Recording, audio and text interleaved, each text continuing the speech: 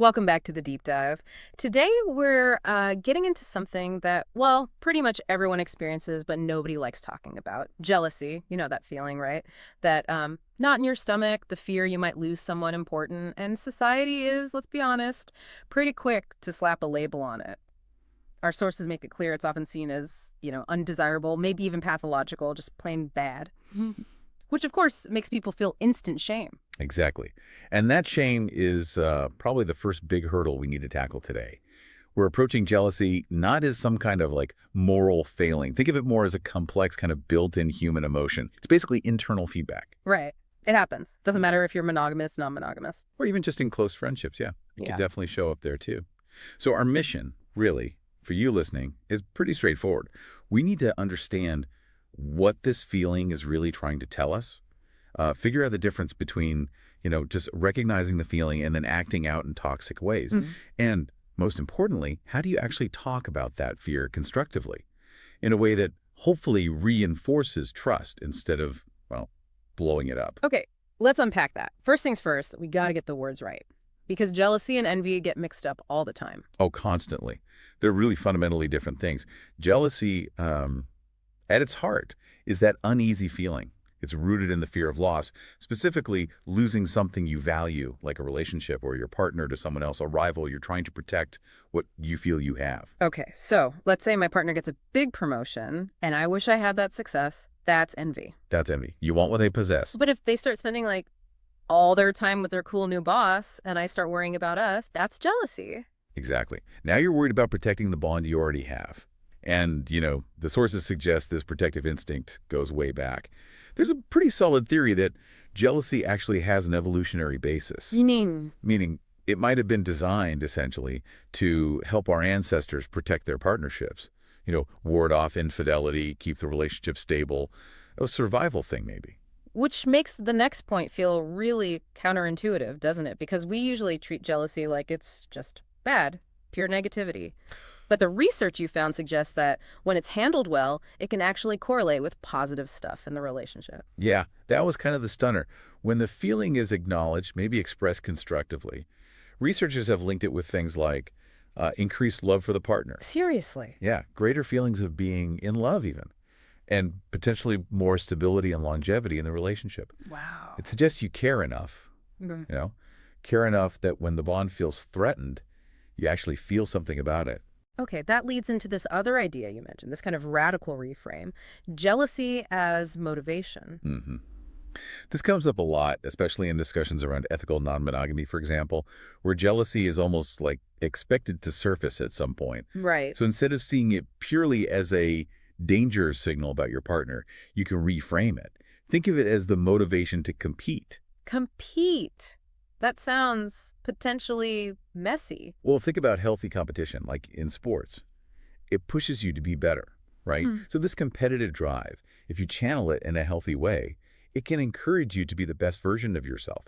Focus on your own growth, your self-actualization. Instead of focusing on controlling the partner. Exactly. Okay, hang on. How does that actually work? How do you channel that competition without it just becoming like resentment or passive aggression? Hmm. What if the person you feel threatened by is genuinely, say, funnier than you feel you are, or more successful in a way you admire? How do you compete with that?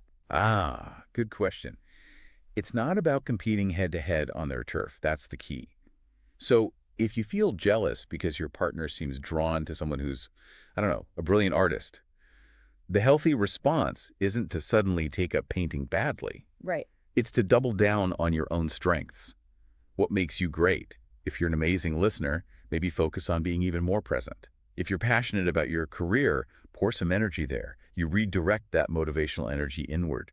Become better for yourself, which naturally makes you a more engaging partner anyway. Okay, that's a really helpful distinction. Using that fear energy to enhance your own domain, not trying to police theirs. Okay, so now we get the emotion, maybe even see a potential upside. Let's look underneath. What's usually driving this fear? What are the internal roots? Yeah, what lies beneath? Yeah. Well, fundamentally, it often comes down to insecurity. The big triggers are pretty consistent across the board. First, just general insecurities, low self-esteem. That feeling of not enough. Exactly. I'm not funny enough. I'm not attractive enough. I'm not smart enough to keep this person interested. That kind of internal story. And if you start from that place, that feeling of being somehow deficient. Then the thought of loss, of abandonment, feels terrifyingly real Hmm. and much more likely. And past experiences play a huge role too, right? If you've been betrayed before. Oh, absolutely. Past hurts, betrayals, they create this expectation, this fear that it's bound to happen again. You're primed for it. And then you throw in, well, the modern world, comparison culture. Ugh, yes. Social media doesn't help, does it? We're constantly comparing our messy real lives to these perfectly curated highlight reels. It just fuels the insecurity. So this brings us to a really key psychological piece from the sources, the connection between attachment style and trust. This is super important. It's where our individual emotional patterns, our wiring, meet the actual dynamics of the relationship. We're looking particularly here at insecure attachment styles, and one really relevant one is the anxious attachment style. Okay, anxious attachment. Break that down for us. Think of it as having an emotional system that's kind of perpetually on alert for disconnection. It needs a lot of external reassurance that the bond is secure. People with this style tend to worry deep down that the people close to them can't really be relied upon. There's often this chronic low-level fear of rejection or abandonment. Okay, I can see how that would make someone vulnerable to jealousy. So what happens when you mix that anxious attachment with, say, low trust in the current relationship? Ah, yeah, that combination. It's particularly potent, and not in a good way. The research is pretty stark here. For individuals with that anxious attachment style, experiencing low trust tends to trigger this cascade effect, Cascade, meaning? meaning it dramatically increases both cognitive jealousy and behavioral jealousy. Okay, cognitive jealousy first. That's the internal stuff. Right. That's your mind going into overdrive. Irrational thoughts, constant suspicion, replaying imagined scenarios of your partner being unfaithful, looking for clues that aren't there. It's an internal storm of what ifs. Got it. And behavioral jealousy.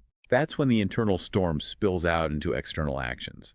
And this is where it gets really damaging for the relationship itself. This is the surveillance stuff we hear about. Exactly. The research shows that anxiously attached individuals with low trust are significantly more likely to engage in monitoring or surveillance behaviors. Like what, specifically? Things like tracking their partner's location via apps, demanding to see texts or social media messages, needing passwords, Wow. or even, going through their partner's phone or belongings when they're not around, actively hunting for evidence. Hunting for evidence of the very thing they fear the most. It's kind of heartbreaking, actually. It is, and it highlights that crucial difference. The feeling itself might be natural, even have evolutionary roots. But acting on it impulsively, driven by that suspicion and insecurity, that's where things turn toxic. That's the danger zone. Acting from that place of fear and trying to control the partner to soothe your own anxiety, that erodes trust completely. And the sources lay out some pretty clear warning signs, red flags, that jealousy is tipping over into problematic, controlling behavior. Let's list those, because sometimes these things get disguised as just being really attentive or passionate, right? First up, isolation tactics. Yeah, this is about cutting the partner off from their support system, making them more dependent on you. It can look like pressuring them to drop friends, constantly bad-mouthing their family or colleagues, maybe showing up uninvited to their plans. The goal being to shrink their world. Basically, yes. Increase your control over who they see and interact with. Okay, what's next? Controlling communication. This is needing constant updates. Where are you? Who are you with? Demanding check-ins all the time when you're apart, and crucially, demanding access to their private communications, texts, emails, social media. The sources were really clear on this. Asking for passwords isn't about transparency. No, it's about control. Healthy relationships don't operate like ongoing investigations. Another red flag, possessiveness. Mm-hmm. This can be subtle or overt, like overly intense public displays of affection meant to signal this person is mine, or getting hostile toward anyone perceived as competition, even using language like you belong to me or you're mine. It objectifies the partner. And the research connects this pattern not just to toxic behavior, but directly to abuse. It does, unfortunately. The link is quite strong. That combination we talked about, low trust plus high attachment anxiety, it significantly predicts the perpetration of psychological or non-physical abuse. Things like Name-calling, yelling, insults during arguments, giving the silent treatment, emotional manipulation, tactics designed to punish or control the partner. And the terrible irony is, these actions are often born from a desperate attempt to prevent abandonment. But they're the very things that destroy the connection and ultimately push the partner away. It becomes a self-fulfilling prophecy driven by fear. Okay, this is heavy stuff. So we absolutely have to pivot to solutions. If feeling it is step one, managing the reaction has to be step two. What's in the healthy toolkit? Right, the toolkit, it really starts with internal work. Self-awareness, self-responsibility. So when that jealous feeling hits that pang, the first crucial step is just to pause and reflect. Acknowledge it's there without judging yourself for it. Then ask, okay, what's this really about? Is it triggering an old wound? Is it about an expectation I have that isn't being met? Is there a boundary that feels fuzzy or crossed? And critically, don't try to talk about it when you're emotionally flooded. Absolutely not. You have to regulate your state first. Don't launch into a conversation when you're feeling angry or panicked. Use grounding techniques, deep breaths, take a walk, maybe even journal about it first to get clear. That pause creates space for a grown-up conversation, not just an emotional outburst. What about that competitive energy we mentioned earlier, using it positively? Yes, channel that energy into building your own self-worth. Get involved in hobbies. Learn something new. Focus on your personal goals. Anything that builds your confidence and sense of self. When you feel more secure and fulfilled in your own life, that underlying insecurity driving the jealousy tends to lessen. Okay, so that's the internal work. What about the external? Communicating with the partner. The communication strategy needs a total overhaul from blame to vulnerability. It's about sharing your feelings, not launching accusations. The classic I statements, we hear about them a lot, but they're crucial here. They really are. An accusation sounds like you make me so jealous when you talk to them like that. See how that puts them immediately on the defensive? Totally. So the I statement flips it. Yes. It centers your experience without blaming them for causing it directly. So maybe something like, hey, when I saw you talking with X earlier, I felt this wave of jealousy and insecurity pop up. I know it's probably my own stuff, maybe fear of loss, but I want to share that feeling with you. That's a huge difference. It's I felt this, not you did that. It owns the emotion. Exactly. It opens a door for discussion, rather than slamming it shut with blame. And when you open that door, you need to be ready for their reaction, right? With patience. Oh, definitely. Patience and compassion are key. Remember, you're basically telling your partner that something they did, maybe completely innocently, triggered a difficult feeling in you. They might feel defensive, confused, even hurt themselves. Give them space to process that. This isn't usually a one-and-done conversation. It's more like an ongoing negotiation. Exactly. A negotiation that allows you both to get clear on boundaries. Ah, boundaries. So this is where you actually talk about the rules of engagement for the relationship. Precisely. Have open conversations about what feels okay and what doesn't for both of you. Things like how much flirting is okay. Is talking about X is off limits. What about solo nights out? Getting clear on these things prevents misunderstandings and builds that sense of safety. And finally, sometimes this stuff is just too big to handle alone. Absolutely. Jealousy can be really complex, especially if there's past trauma or those deep attachment anxieties involved. Don't hesitate to seek professional support. Couples therapy can be incredibly helpful. It provides a safe space to unpack these feelings, learn better communication skills, and rebuild trust, especially if things like snooping have already happened. This has been so insightful. I think the big shift, the main takeaway is moving the focus. Stop trying to control the partner's behavior to manage your fear, and instead turn inward. Address your own insecurities, learn to communicate your needs vulnerably. That's the core of it.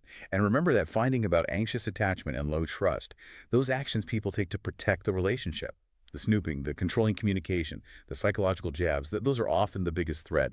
They're meant to stop abandonment, but ironically, they're often what drives the partner away in the end. So maybe the final thought to leave you with is this. If the actions you're taking to prevent losing your partner are inadvertently making that loss more likely, aren't you, in a way, fulfilling the very prophecy you're terrified of? Wow, that's definitely something to reflect on. Food for thought as you navigate these tricky waters.